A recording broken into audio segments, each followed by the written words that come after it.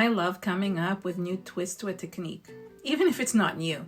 A few months ago, I found my own way to interpret neurographic art, but I wanted to find a way to incorporate mixed media into it and creating neurographic art in reverse.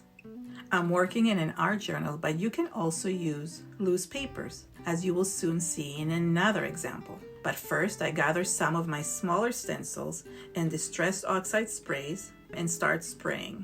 I spray one with purple on one side of the page and the other side with mint green. Then I flip them around and spray the same colors on the other side of the page. If working with two stencils is too much, you can work with one stencil at a time as well.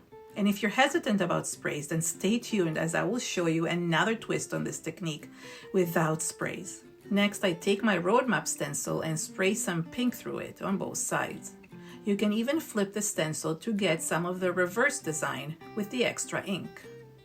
The key to this technique is to add several stenciled layers in different colors.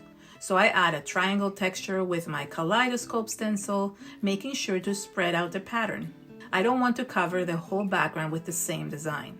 These sprays dry pretty quickly, but if you think your background is too wet, heat dry it first before adding the next layer. Then I take my helix flower stencil and using orange, I spray through it across the page. I also spray through my snow helix stencil with turquoise. These round stencils give the straight line pattern some roundness and balance. I dry again and continue to add pattern with my snowflower stencil and the geometric helix stencil, and set it aside to dry before I draw the neuro lines. In the meantime, I want to show you the other version of this technique. In this case, I'm using inks and a loose sheet of paper, which I secure with tape across my mat. You can do either of these techniques on a loose paper or inside an art journal. Just make sure the paper is thick enough. I grab my roadmap stencil again, and using orange, I ink through it to create a pattern. I use distressed oxide inks because the colors of the inks show underneath each other when you layer them, but other inks may work as well.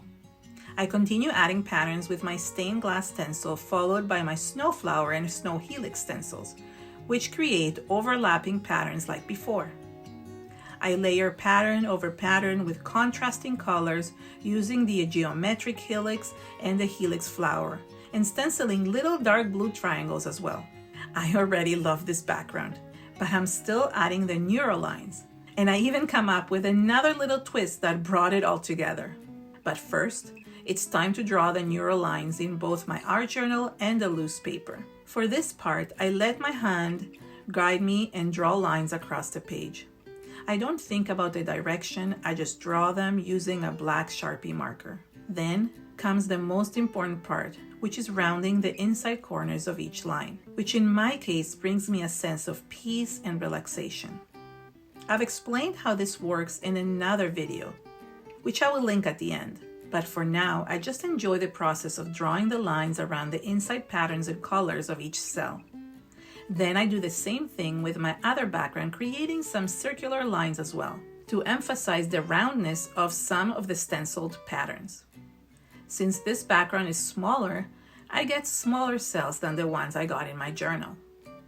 Once I'm done rounding the corners, I feel like I need to give depth to the inside of the cells. As in the original neurographic art video, I gave the cells depth with the watercolor markers. So I grab a Faber Castell PITT pen and draw a brown line inside each cell and blend them with my finger to create a shadow.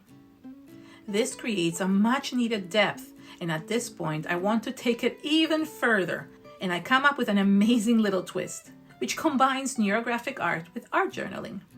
First, I start by outlining the inside of the cells using a white acrylic marker, which helps the inside stand out even more. Then, I use the same marker and write some meaningful words along the neuro lines, which immediately create an emotional connection to my art.